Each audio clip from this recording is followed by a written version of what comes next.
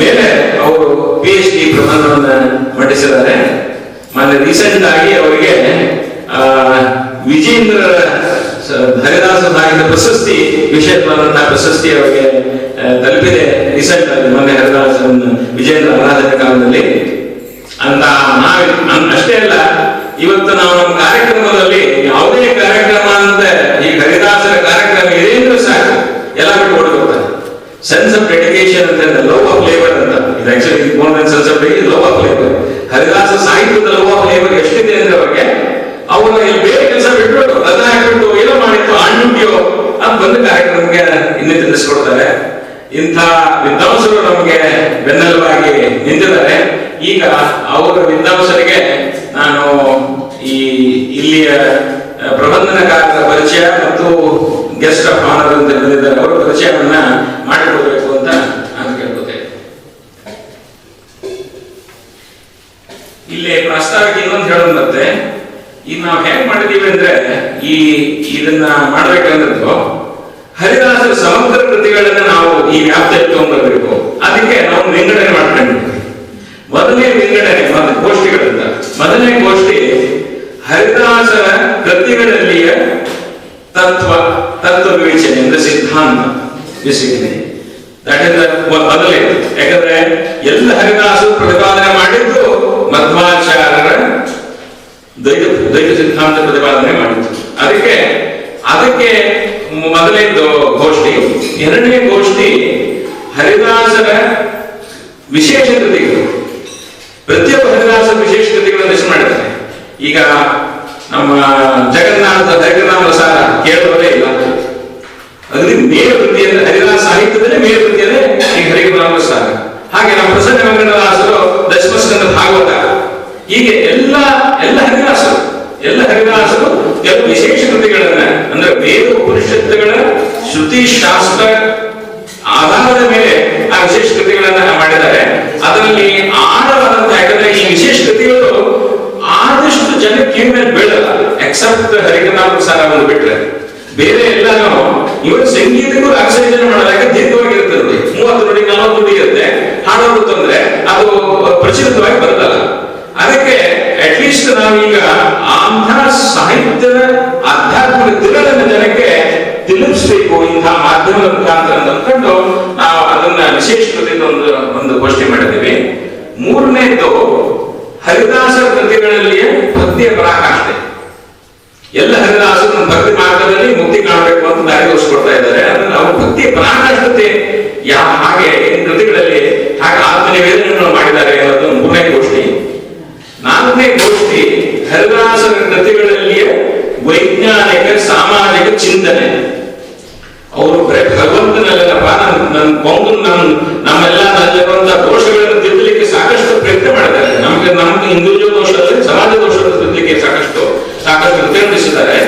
ಅದರ ಬಗ್ಗೆ ಚಿಂತನೆ ಮತ್ತು ಕೆಲವೊಂದಲ್ಲಿ ಸಾಮಾಜಿಕ ಚಿಂತನೆಯಲ್ಲಿ ವೈಜ್ಞಾನಿಕ ಚಿಂತನೆಯನ್ನು ಅಳಕೊಂಡಿದ್ದಾರೆ. ಅದಕ್ಕೆ ತುಂಬಾ ಇದೆ ಅದರಲ್ಲಿ. ಆ ವೈಜ್ಞಾನಿಕ ಚಿಂತನೆ ಪೂರ್ಣ ಹೊರಗೆ ಬರಬೇಕು ಅಂತ ಅದಕ್ಕೆ ಈ 4 ಪ್ರಕಾರದ ಗೋಷ್ಠಿಗಳಲ್ಲಿ ಎಲ್ಲ ಹರಿದಾಸರ ಕೃತಿಗಳನ್ನೇ ನಾವು ಇಲ್ಲೇ ಚಿಂತನೆ ಮಾಡಬೇಕು, ಆಳವಾಗಿ ಚಿಂತನೆ ಮಾಡಬೇಕು. ಮತ್ತೆ ಇನ್ನೊಂದೇನಂದ್ರೆ, ಬೇರೆ ನಾವು ಮುಳುಬಾಗದಲ್ಲಿ ಹೋದ ವರ್ಷ ಅಖಿಲ ಭಾರತ ಹರಿದಾಸ ಸಾಹಿತ್ಯ ಸಮ್ಮೇಳನ ಅಂತ 3 ಸಂಸ್ಥೆಗಳು ಸೇರಿ ಒಂದು ಆರ್ಗನೈಸ್ ಮಾಡಿದ್ರು. ಮೋಸ್ಟ್ ಆಫ್ ಎಲ್ಲ ಬಂದಿದ್ದೆ ಅದಕ್ಕೆ ಸಮ್ಮೇಳನಕ್ಕೆ. ಅಲ್ಲೇ ನಮಗೆ ಏನು ಅನಿಸ್ತಂದ್ರೆ ತುಂಬಾ ಬಹಳ ರೆಸ್ಪಾನ್ಸ್ ಖುಷಿ ಆಯ್ತು ನಮಗೆ ರೆಸ್ಪಾನ್ಸ್. ಸುಮಾರು 70-80 ಪ್ರಬಂಧನಕಾರರು ಪೇಪರ್ ಮಂಡಿಸಿದ್ರು. 3 ದಿವಸ ಕಾನ್ವರ್ಸೇಷನ್ ಆಗಿ ನಡೀತದ್ದು. ಸೊ ಆದ್ರೆ ಒಂದು ನಮಗೆ ನೋವು ಏನಿತ್ತಂದ್ರೆ, ಆ ಪ್ರಬಂಧನ ಕಾರ್ಯಕ್ಕೆ ಎಷ್ಟೋ ಕಡೆ ನಮಗೆ ಸರಿಯಾದ ಟೈಮ್ ಬೇಕಾದ ಕಾಲಾವಕಾಶ ಕೊಡ್ಲಿಕ್ಕೆ ಆಗಲಿಲ್ಲ. ಅದಕ್ಕೆ ಈ ಸಲ ಏನ್ ಮಾಡಿದ್ವಿ ನಾವು, 1 ದಿವಸದ ಈ ಸಮ್ಮೇಳನವನ್ನು ನಾವು ಹೇಗೆ ಯೋಚನೆ ಮಾಡಿದ್ವಿ ಅಂದ್ರೆ, ಕಾಲದ ಮಿತಿ ಪ್ರಬಂಧನಕಾರರಿಗೆ ಡೆಪ್ತ್ ಹೋಗ್ಬೇಕು. ಇಲ್ಲಿ ಒಂದೇ ತಗೊಳ್ಳಿ, ಬಟ್ ಡೆಪ್ತ್ ಹೋಗ್ಬೇಕು. ಸುಮ್ಮನೆ ಸರ್ಫೇಸ್ ಆಗಿ ಸೂಪರ್ಫಿಷಿಯಲ್ ಆಗಿ ಗೊತ್ತಿರೋದೇ ಅವ್ರ ಚರಿತ್ರೆ ಗೊತ್ತಿರೋದೇ ಇಲ್ಲೇ ಅದು ಉಪನ್ಯಾಸ ಸರಿ ಹೋಗುತ್ತೆ ಕೇಳೋದಕ್ಕೆ. ಇಲ್ಲೇ ನಾವು ಆ ಸಬ್ಜೆಕ್ಟ್ ಅಂದ್ರೆ ಆ ಕೃತಿಗಳನ್ನು ಆಳ ತಿಳ್ಕೊಳ್ಳೋದ್ರಿಂದ ಅದಕ್ಕೆ ನಾವು 1 ಅವರ್ 1 ಗಂಟೆ ಕಾಲಾವಕಾಶ 4 ಜನಕ್ಕೆ ಪ್ರಬಂಧನಕಾರನ ಸೆಲೆಕ್ಟ್ ಮಾಡ್ಕೊಂಡು 1 ಗಂಟೆ ಕಾಲಾವಕಾಶ ಕೊಡ್ತಾ ಇದ್ದೀವಿ.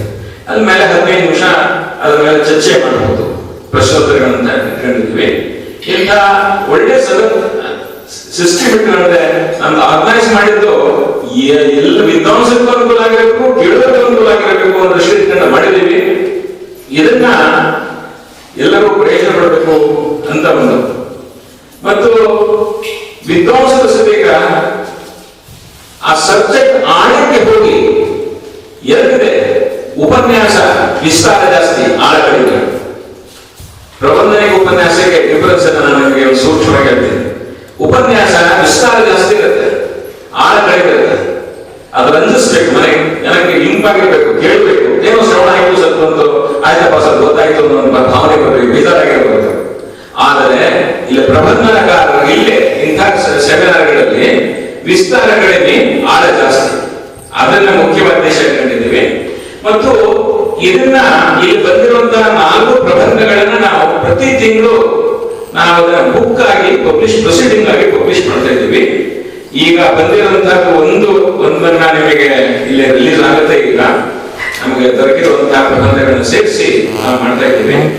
ಅದಕ್ಕೆ ಇದನ್ನ ಎಲ್ಲರೂ ಪ್ರಯತ್ನ ತಗೊಂಡು ಮತ್ತು ಇನ್ನೂ ಹೆಚ್ಚು ಪ್ರಚಾರ ಕೊಡೋದಕ್ಕೆ ತಾವೆಲ್ಲರೂ ಇದನ್ನ ಪ್ರಯತ್ನಿಸಬೇಕು ಅಂತ ನಮ್ಮಲ್ಲಿ ಕೇಳ್ಕೊತೇನೆ.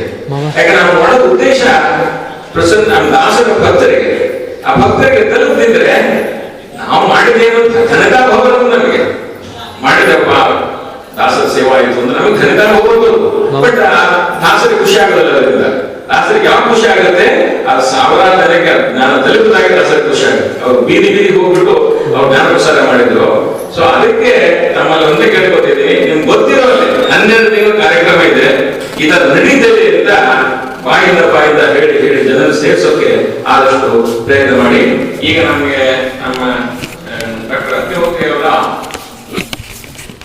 ಬಂದು ಪರಿಚಯ ಮಾಡಿಕೊಡ್ಬೇಕು.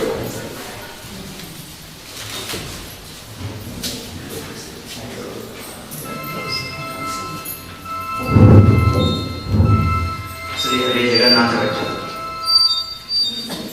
ಆತ್ಮೀಯ ಸಜ್ಜನ ಬಂಧುಗಳೇ, ಮಾತೆಯರೇ ಮತ್ತು ಸಮಸ್ತ ಹರಿದಾಸ ಆಸಕ್ತ ಸಜ್ಜನ ಕನ್ನಡ ಬಂಧುಗಳೇ, ನಮಗೆಲ್ಲರಿಗೂ ಗೊತ್ತಿರುವಂತೆ ಈ ಹರಿದಾಸ ಸಾಹಿತ್ಯ, ಕನ್ನಡ ಸಾಹಿತ್ಯದ 2 ಸರಸ್ವತಿಯ ಕಣ್ಣುಗಳಲ್ಲಿ ಒಂದು ಮುಖ್ಯವಾದ ಕಣ್ಣು. ಇದನ್ನ ಕಳೆದ 400-500 ವರ್ಷಗಳಿಂದ ನಾವು ಜೋಪಾನವಾಗಿ ಕಾಪಾಡಿಕೊಂಡು ಬೆಳೆಸ್ತಾ ಬರ್ತಾ ಇದ್ದೇವೆ. ಇದರ ಹಿಂದುಗಡೆ ಮುಖ್ಯವಾದ ಶ್ರೋತ ಶ್ರೀಪಾದರಾಜ ಮಠ. ಶ್ರೀಪಾದರಾಜ ಮಠದಲ್ಲಿ ಅಂದು ಏನಾದರೂ ಶ್ರೀಪಾದರಾಜರು ಇದಕ್ಕಾಗಿ ಒಂದು ಡಿಸೈನ್ ಮಾಡಿದ್ದಿಲ್ಲ ಅಥವಾ ಒಂದು ಸಣ್ಣ ಒಂದು ಇಗ್ನೇಟ್ ಮಾಡಿದ್ದಿಲ್ಲ ಅಂದ್ರೆ ಇವತ್ತು ನಮ್ಗೆಲ್ಲರಿಗೂ ಇಲ್ಲಿ ಬರೋದಾಗಲಿ ಚಿಂತನೆ ಯಾಕಂದ್ರೆ ಸಂಸ್ಕೃತ ನಮ್ಗೆ ಕಲಿಯೋದಾಗ್ತಿರ್ಲಿಲ್ಲ, ಅಥವಾ ಕಲಿತು ಕೂಡ ಈ ಥರದ್ದು ವ್ಯಾಪಕವಾಗಿ ಬೆಳೆತಿರುವಂಥ ಬದಲಾವಣೆಗಳಿಗೆ ಹೊಂದ್ಕೊಳ್ಳಿಕ್ಕೆ ನಮ್ಗೆ ಆಗ್ತಿರ್ಲಿಲ್ಲ. ಯಾಕಂದ್ರೆ ಡಾಕ್ಟರ್ಸ್ ಇದ್ದಾರೆ, ಇಂಜಿನಿಯರ್ಸ್ ಇದ್ದಾರೆ, ಪ್ರೊಫೆಸರ್ಸ್ ಇದ್ದಾರೆ, ವಕೀಲರಿದ್ದಾರೆ, ಆಲ್ ವಾಕ್ಸ್ ಆಫ್ ಲೈಫ್ ಜನ ಇಲ್ಲಿದ್ದಾರೆ. ನಾವು ಮಾಡುವಂಥ ಎಲ್ಲ ಪಬ್ಲಿಕೇಶನ್ಗಳು ಇಡೀ ಕರ್ನಾಟಕದಾದ್ಯಂತ, ಭಾರತದಾದ್ಯಂತ, ಇತ್ತೀಚೆಗೆ ವಿಶ್ವದಾದ್ಯಂತ ಕೇಳುವಂತಹ ನೋಡುವಂತಹ ಜನ ಇದ್ದಾರೆ. ಹೀಗಾಗಿ ನಮ್ಮ ಕಾರ್ಯಕ್ರಮಕ್ಕೆ ಎಷ್ಟು ಜನ ಬಂದಿಲ್ಲ ಅನ್ನೋದೇ ಬೇಡ ನಮಗೆ. We will publish everything and we will keep on website for whole world to see it in English. ಇತ್ತೀಚಿನ ದಿನಗಳಲ್ಲಿ ನಮ್ಮ ಕಾಕನಿಕರು ಹೇಳಿದ is the brain behind all things, ಅಂದರೆ is the person who is bringing things in system. ಅಂದರೆ presentation, documentation ಈ ಯುಗದ ಅತ್ಯಂತ ಅಗತ್ಯವಾದಂತಹ ಅವಶ್ಯಕ ವಿಚಾರಗಳು. ಅದನ್ನು ಮಾಡಿಕೊಂಡಂಥವರು ಇವರು ಡಾಕ್ಟರ್ APJ ಅಬ್ದುಲ್ ಕಲಾಂ ಸಂಘದಲ್ಲಿ ಕೆಲಸ ಮಾಡಿ ರಾಕೆಟ್ ಟೆಕ್ನಾಲಜಿನಲ್ಲಿ PhD ಮಾಡ್ಕೊಂಡಂಥ ವ್ಯಕ್ತಿಗಳು. ಇಸ್ರೋಲಿ ಅವರ ಮನೆ ಇದೆ. ಪ್ರಸನ್ನ ದಾಸರ ವಂಶಸ್ಥರು. ಈ ಎಲ್ಲ ಕಾರಣಗಳಿಂದಾಗಿ ಒಂದು ಒಳ್ಳೆಯ ಅಪರೂಪದ ವ್ಯಕ್ತಿಗಳು ನಾವು ಎಲ್ಲರಲ್ಲಿ ಸೇರ್ತಾ ಇದ್ದೇವೆ. ಇದೊಂದು ಖುಷಿ ವಿಷಯ. ಈಗ ಸದ್ಯ ನಾವು ಇದನ್ನ ಈ ವರ್ಷದ ಯೋಜನೆಯ 2ನೇ ಹಂತಕ್ಕೆ ಬಂದಿದ್ದೇವೆ. ಈ ಶ್ರೀಧರ ಆರಾಧನೆ ನಿಮಿತ್ತವಾಗಿರುವಂತಹ ಇವತ್ತಿನ ಈ ಕಾರ್ಯಕ್ರಮ ಜಗನ್ನಾಥ ದಾಸರ ಕೃತಿಗಳ ಸಮಗ್ರ ಪರಿಚಯ. ಅಂದರೆ 4 ನಿಟ್ಟುಗಳನ್ನು, 4 ದೃಷ್ಟಿಕೋನಗಳನ್ನು ನೋಡುವುದರಿಂದ ಜಗನ್ನಾಥ ದಾಸರ ಕೃತಿಗಳು ಜನರಿಗೆ ತಿಳಿಯುತ್ತವೆ. ಮುಂದೆ ಈವರೆಗೆ ಸಾಕಷ್ಟು ವಿದ್ವಾಂಸರು ಇವತ್ತು ಹರಿದಾಸ ಸಾಹಿತ್ಯದಲ್ಲಿ ಎಲ್ಲರಿಗಿಂತ ಹೆಚ್ಚು ಪ್ರಚಾರದ ಕೃತಿಗಳು 2. ಒಂದು ಪುರಂದಾಸ ಮತ್ತು ಜಗನ್ನಾಥ ದಾಸ. ಹೆಚ್ಚು ಕೃತಿಗಳು ಬರೆದವರು, ಹೆಚ್ಚು ಅದನ್ನು ಎಕ್ಸಿಕ್ಯೂಷನ್ ತಂದವರು ವಿಜಯದಾಸರಾದರೆ, ಜಗನ್ನಾಥದಾಸ ಮುಖಾಂತರ ಇಡೀ ಸಮಗ್ರ ಕಾವ್ಯ ಲೋಕಕ್ಕೆ ಬೇಕಾಗಿರುವಂತಹ ಒಂದು ನಿಧಿ ಕೊಟ್ಟರು ಜಗನ್ನಾಥದಾಸರು. ಇಂಥ ಈ ಕಾರ್ಯಕ್ರಮದಲ್ಲಿ ನಮಗೆ ಆಯಾ ಉಪನ್ಯಾಸಕ್ಕೆ ಆಯಾ ಅಧ್ಯಕ್ಷರಂತೂ ಇದ್ದಾರೆ. ಬಟ್ ಇಡೀ ಕಾರ್ಯಕ್ರಮಕ್ಕೆ ಇಡಿಯಾಗಿ ಕೂತು ಕೇಳಿ ಸಮಗ್ರವಾಗಿ ಇದರ ಅಧ್ಯಕ್ಷೀಯ ನುಡಿಗಳನ್ನು ಹೇಳುವಂತಹ ನಮಗೆಲ್ಲ ಮಾರ್ಗದರ್ಶನ ಮಾಡುವಂತಹ ಮಾನ್ಯ ಶ್ರೀ ಆದರಣೀಯ ಪಂಡಿತ್ HB ಲಕ್ಷ್ಮೀನಾರಾಯಣಾಚಾರ್ಯ ಇವರಿಗೆ ನಮ್ಮೆಲ್ಲರ ಪರವಾಗಿ ಹುಟ್ಟುವ ಸ್ವಾಗತ ಕೋರ್ತೇನೆ. ಅವರ ಸಂಕ್ಷಿಪ್ತ ಪರಿಚಯ ಅಂದರೆ MA MPhil ನಂತರ ಇವರು ಡಾಕ್ಟರ್ S ರಾಧಾಕೃಷ್ಣನ ಪರೋಕ್ಷ ಶಿಷ್ಯರು. ತಮ್ಮ ಇಡೀ ಜೀವನವನ್ನು ಅನುಭವವನ್ನು ಪೂರ್ತಿಯಾಗಿ ಶ್ರೀಪಾದರಾಜ ಮಠದಲ್ಲಿ ಕೂತ್ಕೊಂಡು ಕರ್ನಾಟಕದಲ್ಲಿ ಇಡೀ ಇವನ್ ಉತ್ತರ ಭಾರತ ಕಡೆ ಹೋಗುವಂತ ಕೂಡ ಸಾಕಷ್ಟು ಕೆಲಸ ಮಾಡ್ತಾರೆ. ಅವರು ಒಂದ್ ಕಡೆ ಕೂತು ಮಾಡುವಂತಹ ಕೆಲಸ ನೋಡಿದ್ರೆ ನಾವು ದಿಗ್ಗಡ ಒಂದು ವಿಶ್ವವಿದ್ಯಾಲಯ ಮಾಡುವಂಥ ಕೆಲಸ ವ್ಯಕ್ತಿ ಮಾಡ್ತಾರೆ. ಇವ್ರನ್ನ ನಾನು ಪರಿಚಯ ಮಾಡಿಸುವ ಉದ್ದೇಶ ಯಾಕಂದ್ರೆ ನಿಮಗೆ ಯಾವುದೇ ರೀತಿಯ ಹರಿದಾಸ ಸಾಹಿತ್ಯಕ್ಕೆ ಸಂಬಂಧಪಟ್ಟಂತಹ ಅಥವಾ national institute of Vedic sciences ಸಂಬಂಧಪಟ್ಟಂತಹ ಅಥವಾ ಬೇರೆ ನಮ್ಮ ಇಂದಿನ ಮೂಲಕ ಈ ಯೂನಿವರ್ಸಿಟಿ ಫ್ಲೋರಿಡಾ ಯೂನಿವರ್ಸಿಟಿ USA ಅದಕ್ಕೆ ಸಂಬಂಧ ಎಲ್ಲವನ್ನ ಸಮಸ್ಯೆಗಳನ್ನ ಪರಿಹಾರ ಮಾಡುವಂತಹ ಒಂದೇ ಒಂದು ಸೋರ್ಸ್ ಕೇಂದ್ರ ದಕ್ಷಿಣಾಚಾರ್ಯ ಅವರನ್ನ ಈ ಸನ್ನಿಧಾನದಲ್ಲಿ ಸ್ವಾಗತಿಸ್ತೇನೆ. ಎರಡನೇ ಮತ್ತೊಬ್ಬ ವ್ಯಕ್ತಿ ಕಾಕಾಣಿಕೆ ಅವರು ಈಗಾಗಲೇ ಅದನ್ನು ಸ್ವಾಗತಿಸಿದ್ದೇನೆ. ತಮ್ಮೆಲ್ಲರ ಪರವಾಗಿ ಔಪಚಾರಿಕವಾಗಿ ಇಡೀ ದಿನ ಇದ್ದು ನಾವೇನೆಲ್ಲ ಮಾಡ್ತೀವಲ್ಲ ಒಂದು ವಿಶ್ವವಿದ್ಯಾಲಯಕ್ಕೆ ತರುವಂತಹ ಘನತೆ ತರುವಂತಹ ಕೆಲಸವನ್ನು ಮಾಡ್ತಾ ಇದ್ದಾರೆ. ಅವರಿಗೆ ತಮ್ಮೆಲ್ಲರ ಪರವಾಗಿ ಅಭಿನಂದಿಸ್ತಾ ಸ್ವಾಗತಿಸ್ತೇನೆ. ನಮ್ಮ ಇನ್ನೊಬ್ಬ ಟೀಮಿನ ಮುಖ್ಯಸ್ಥರು ಡಾಕ್ಟರ್ ಅರುಣ್ ಮಲ್ಲಿಗೆ ಪಾರ್ಸಾರ್ಥ ದಂಪತಿಗಳು. ಅವ್ರು ಬರಬೇಕಾಗಿತ್ತು, ಬೇರೊಂದು ಕೆಲಸ ನಿಮಿತ್ತ ಅವ್ರು ಬಂದಿಲ್ಲ. ಅವರಿಗೆ ಇಲ್ಲಿನ ಫೋನ್ ಮುಖಾಂತರ ಈಗಾಗಲೇ ಸ್ವಾಗತಿಸಲಾಗಿದೆ. ಇದಕ್ಕೆ ಸಂಬಂಧಪಟ್ಟಂತೆ ಬಂದಿರುವಂತಹ ಶ್ರೀಪಾದರಾಜ ಮಠದ ಸಿಬ್ಬಂದಿ ಆನಂದರಾವ್ ದಾಸರು ಮೊದಲಾದಂತೆ ಎಲ್ಲರೂ ಕೂಡ ಈ ಕಾರ್ಯಕ್ರಮ ಸ್ವಾಗತಿಸ್ತಾರೆ. ಇನ್ನು ಇಲ್ಲಿರುವಂತಹ ಮತ್ತೊಬ್ಬ ಮುಖ್ಯಸ್ಥರಂದ್ರೆ ಇಲ್ಲೊಂದು ಆರ್ಯ ವೈಶ್ಯ ಸಂಘ ಅಂತ ಕರ್ನಾಟಕದಲ್ಲಿದೆ. ಅವರು ಅಂದಿಗೂ ಇಂದಿಗೂ ಎಂದೆಂದಿಗೂ ಕೂಡ ನಮ್ಮ ಎಲ್ಲ ಭಕ್ತಿಪರ ನಡೆಯುವ ಚಟುವಟಿಕೆಗಳಿಗೆ ಪ್ರೋತ್ಸಾಹ ಪೋಷಣೆ ಕೊಡ್ತಾ ಬಂದಿದ್ದಾರೆ. ನಮ್ಮ ಫ್ರೆಂಡ್ ರಾಜ್ಯ ಮಟ್ಟದ ಆಫೀಸ್ ಬೇರವರು ವೀರೇಶ್ ಇಂದೂರ್ ಅಂತ ಸಿಂಧೂರ್ ಅಂತ ಬರ್ತಾಯಿರೋರು ಆರ್ಯ ವೈಶ್ಯ ಸಮಾಜದವರು. ಇವತ್ತು ನಮ್ಮ ಮುಂದೆ ದತ್ತಾತ್ರೇಯ ಶೆಟ್ಟಿ ಅಂತ ಬಂದಿದ್ದಾರೆ. ಸ್ಥಳೀಯರವರು ವೆಂಕಯ್ಯ ಶೆಟ್ಟಿಯವರ ಪರವಾಗಿ ಬಂದಿರ್ತಾರೆ. ಅವರಿಗೆ ನಮ್ಮೆಲ್ಲರ ವತಿಯಿಂದ ಮತ್ತು ಈ ನಮ್ಮ ವೇದ ವಿಜ್ಞಾನ ಸಂಸ್ಥೆ ಪ್ರಸನ್ನ ವೆಂಕಟ ಕಲ್ಚರಲ್ ಟ್ರಸ್ಟ್ ಮತ್ತು ಇನ್ನೊಬ್ಬರು ಸುರೇಶ್ ಬರಬೇಕಾಗಿತ್ತು, ಅವರು ಬಂದಿಲ್ಲ. ಅವರೆಲ್ಲರ ಪರವಾಗಿ ಪರಿಶಾಲಿಸ್ತಾರೆ. ಇನ್ನು ಸ್ಥಳೀಯರಾಗಿ ಬರಬೇಕಂತ ದೇಸಾಯಿ ವಕೀಲರು ರಮೇಶ್ ದುಬೈ ಮೊದಲಾದೆಲ್ಲರೂ ಕೂಡ ಈ ಸಂದರ್ಭದಲ್ಲಿ ಫೋನ್ ಮಾಡಿದ್ದಾರೆ. ಅವ್ರು ಬೇರೆ ಬೇರೆ ಕೆಲಸದಲ್ಲಿ ಬಿಸಿ ಇದ್ದಾರೆ. ಬರ್ತಾರೆ. ನಮ್ಮ ಕಾರ್ಯಕ್ರಮ 4 ಗಂಟೆಗಳಿಂದ ಆಯಾ ಕಾರ್ಯಕ್ಕೆ ಅವರು ಬರ್ತಾರೆ. ಅವರವರು ಆಯಾ ಕಾರ್ಯಕ್ಕೆ ನಾವು ಸ್ವಾಗತಿಸ್ತಿರ್ತೇವೆ. ಇನ್ನು ಈ ಕಾರ್ಯಕ್ರಮದಲ್ಲಿ ಮುಖ್ಯವಾಗಿ ಬಂದಂಥವ್ರು ವಿದ್ವಾಂಸರುಗಳು. 4 ಜನ ವಿದ್ವಾಂಸರುಗಳಿಗೆ ಸುಮಾರು 1 ತಿಂಗಳು ಮುಂಚಿತವಾಗಿ ಈ ಕಾರ್ಯಕ್ರಮ ತಿಳಿಸಿದಾಗ ಅವರು ಸಹರ್ಷವಾಗಿ ಒಪ್ಪಿಕೊಂಡು ತಮ್ಮೆಲ್ಲ ಹಲವಾರು ಕೆಲಸಗಳನ್ನ ಬದಿಗಿಟ್ಟು ಈ ಕಾರ್ಯಕ್ರಮ ಬಂದಿದ್ದಾರೆ. ವಯಸ್ಸಿನ ಪ್ರಕಾರ ಹಿರಿಯರು ಅಂದರೆ ಡಾಕ್ಟರ್ MG ದೇಶಪಾಂಡೆ. ಅವರು ಮೂಲತಃ ಗುಲ್ಬರ್ಗ ಜಿಲ್ಲೆಯ ಸೇಡಂ ತಾಲೂಕಿನ ಆಡಿಕೆಯವರು. ಅವರು ತಮ್ಮ BSc ಗುಲ್ಬರ್ಗಾದಲ್ಲಿ MBBS ಗೌರ್ಮೆಂಟ್ ಮೆಡಿಕಲ್ ಕಾಲೇಜ್ ಬಳ್ಳಾರಿನಲ್ಲಿ ಮುಗಿಸಿದ ಮೇಲೆ ಸುಮಾರು 25 ವರ್ಷ ಸೇಡಂನಲ್ಲಿ ಪ್ರೈವೇಟ್ ಪ್ರಾಕ್ಟೀಸ್ ಮಾಡಿದ್ರು. ಮನೆ ಕಟ್ಟಿಸಿದ್ರು. ಒಂದು ಫುಲ್ ಫ್ಲೆಜ್ಡ್ ಒಂದು 10 ಬೆಡೆಡ್ ಹಾಸ್ಪಿಟಲ್ ಕಟ್ಟಿಸಿದ್ರು. ಅವ್ರ ಮಗನಿಗೆ MBBS MD ಮಾಡಿಸಿದ್ರು. MD ಸೊಸೆಯನ್ನು ತಂದು ಬೆಂಗಳೂರಿನ ಕೆಲಸ ಮಾಡ್ತಾ ಇದ್ದಾರೆ. ಇಬ್ಬರು ಇಂಜಿನಿಯರ್ ಮಕ್ಕಳು ಅಮೆರಿಕ ತೆಗೆದಿದ್ದಾರೆ. ಅದೆಲ್ಲದರ ನಂತರ ಇತ್ತೀಚೆಗೆ ಕಳೆದ 10 ವರ್ಷಗಳ ಹಿಂದೆ MA ಕನ್ನಡಕ್ಕೆ ಬಂದರು ನಮ್ಮಲ್ಲಿಗೆ. ಅಂದಿನಿಂದ ಇಂದಿನವರೆಗೆ ನಮ್ಮ ಆರೋಗ್ಯ ಅಷ್ಟೇ ನೋಡ್ಕೊತಾ ಇಲ್ಲ, ನಮ್ಮ ಇಡೀ ದಾಸಾಹಿತ್ಯ ಚಟುವಟಿಕೆ ನೋಡ್ಕೊತಾ ಇದ್ದಾರೆ. ಇವತ್ತು ಈ ಕಾರ್ಯಕ್ರಮದವರು ಉಪಸ್ಥಿತರಿದ್ದಾರೆ. ಮುಂದಿನ 4ರಲ್ಲಿ ಒಬ್ಬ ಉಪನ್ಯಾಸಕರವರು. ಯಾಕಂದ್ರೆ ವಯಸ್ಸು ನಮ್ಮ 4 ಜನ ಹಿರಿಯರಲ್ಲಿ ನಾನು ಅವರು ಪರಿಚಯ ಮಾಡಿಸ್ತಾ ಇಷ್ಟೇ ಫಸ್ಟ್.